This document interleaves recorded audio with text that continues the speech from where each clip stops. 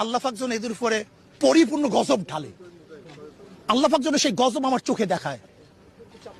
আল্লাহর কাছে বলি আল্লাহ যেন সেই গজব আমার চোখে দেখায় এবং আল্লাহ পাক গজব নাজিল করবে, কোনো সন্দেহ নেই। রাস্তায় আমি যেহেতু রক্ত ঝরিয়েছি, এই আওয়ামী লীগের পতন ঘটাবার আগ পর্যন্ত আমি ইনশাল্লাহ রাস্তা আর ছাড়বো না। জালেম সরকার এবং জালেম বাহিনী প্রতিহত করবে। আমাকে যেহেতু হাত দিছে, কথা বুঝছেন, রক্তাক্ত করছে, এই যে দেখেন অবস্থা করছি কি আমাকে। আমি কি করছি? আমি একজন ওদের চেয়ে মুরব্বী, আমার দাড়ি পাকা, আমি একজন আলেম মানুষ।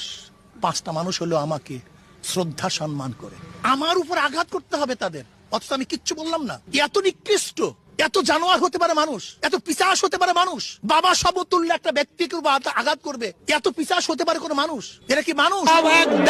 শেখ হাসিনা বেশ উত্তেজনায় দেখছেন, সেনাবাহিনী রয়েছে মাঠে, পুলিশ রয়েছে মাঠে। সরকার পদত্যাগের এক দফা দাবিতে কিন্তু চরমনায় পীর দেখছেন, নিজে কিন্তু পায়ে হেঁটে কিন্তু দেখছেন তিনি এগিয়ে যাচ্ছেন। সরকার পতনের ডাক দিয়ে কিন্তু মাঠে নেমেছেন হাজার হাজার তাওহীদি জনতা, ইসলাম প্রেমিকদের মানুষদের নিয়ে, ছাত্রদের পক্ষে কিন্তু সরকার পতনের ডাক দিয়েছে। আমরা যদি দেখা দিচ্ছেন পুলিশের পুলিশ রয়েছে দাঁড়িয়ে, তাদের মুখে প্রেস ক্লাবের সামনে দিয়ে কিন্তু এই মুহূর্তে এগিয়ে যাচ্ছে। We have decided to inflict her with only one sentence, that is sentence of death.